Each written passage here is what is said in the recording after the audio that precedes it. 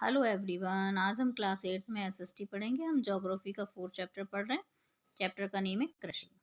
चलिए हम स्टार्ट करते हैं। एग्रीकल्चर किसे कहते हैं? तो एग्रीकल्चर शब्द लैटिन भाषा से लिया गया है और इसकी उत्पत्ति जो है दो शब्दों को मिला करके की गई है, एगर और दूसरा है कल्चर। एगर का अर्थ है मृदा और कल्चर का अर्थ है कृषि करना। आगे हम देखेंगे कि पौधों से परिष्कृत उत्पाद के रूपांतरण में 3 प्रकार की जो आर्थिक क्रियाएं वो सम्मिलित हैं। पहली है प्राथमिक, दूसरी है द्वितीयक और तीसरी है तृतीयक। आइए हम समझते हैं प्राथमिक क्रियाएं किसे कहते हैं। तो प्राथमिक क्रियाएं, इनमें उन सभी क्रियाओं को शामिल किया जाता है जिनका संबंध प्राकृतिक संसाधनों के उत्पादन और निष्कर्षण से है।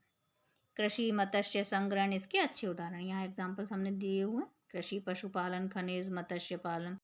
देखेंगे हम कृषि है, खनन है, वर्षा संग्रहण हो रहा है, यानी कि संग्रहण वर्षा के जल को एकत्रित किया जा रहा है। मछली पालन, जो ये क्या है? प्राथमिक क्रियाएं।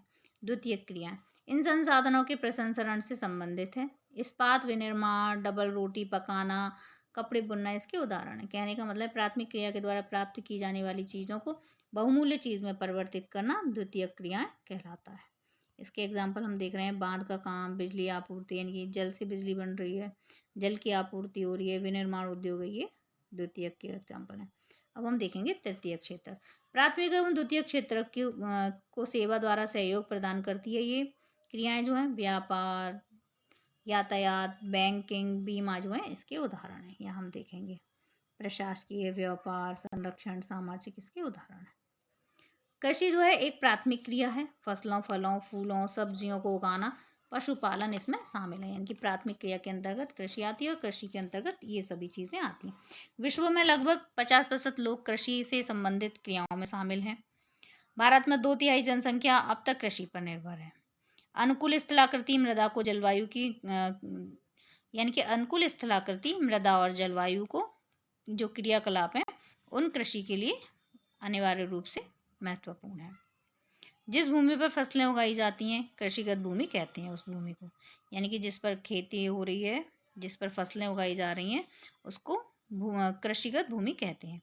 एग्रीकल्चर मृदा की जुताई, फसलों को उगाना, पशुपालन का विज्ञान एवं कला है। इसे खेती भी कहते हैं। अगला है सेरीकल्चर। तो हम सेरीकल्चर से जानते हैं कि रेशम के कीड़ों का पालन जहाँ होता है उसको हम सेरीकल्चर कहते हैं। पीसीकल्चर, पीसीकल्चर में मछली पालन किया जाता है।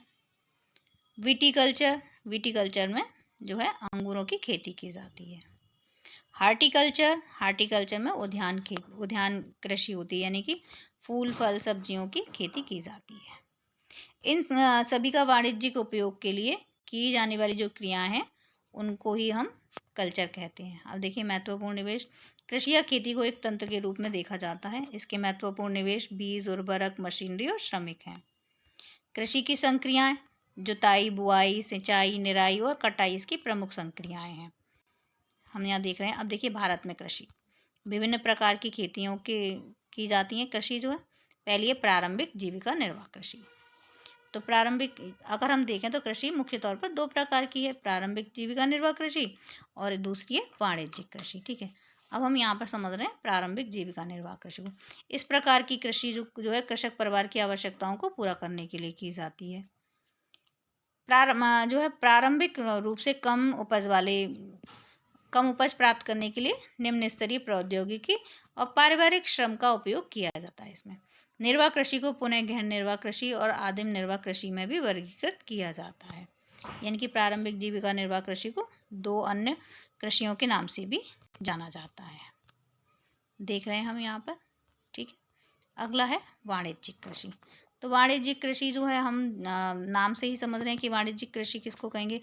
ज़्यादा से ज़्यादा लाभ कमाने के लिए की जाने वाली जो कृषि होती है उसको हम वाणिज्यिक कृषि कहते हैं। वाणिज्यिक कृषि को ही रोपण कृषि के नाम से भी जाना जाता है।